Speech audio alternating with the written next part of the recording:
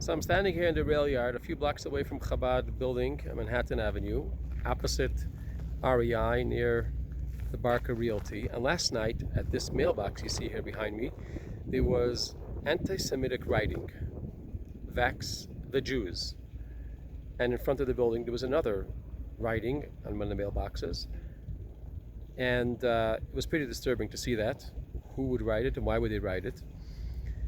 The question is, what is our response? What is our response to anti-Semitism? What are we supposed to be doing?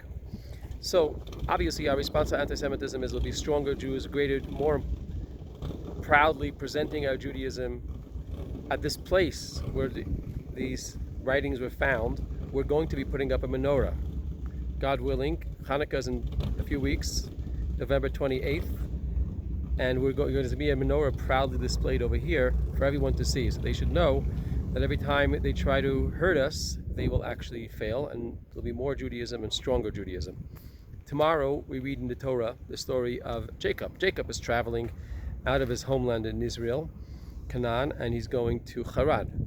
And he stops at the Temple Mount, the famous story of Yaakov and on the Temple Mount, and he goes to sleep, and he has a dream of the angels.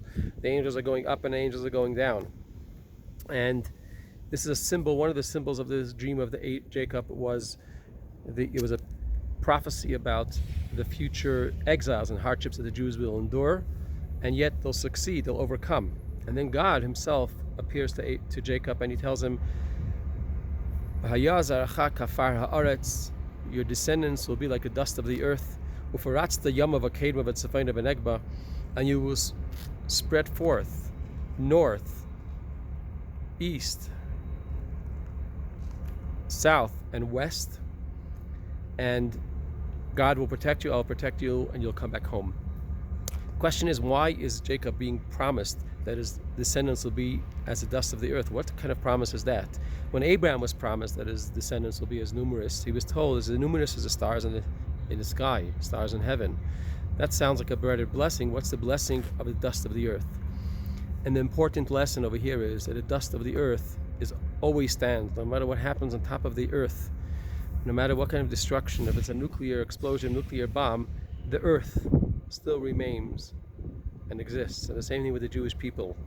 Am Yisrael Chai, we are here for 3,000 years despite all the persecution that we went through, and we are here to tell the story. And Am Yisrael is Netzach, there will always be the nation of Israel with God's help, with God's protection. That's the message that we have for all you anti-Semites.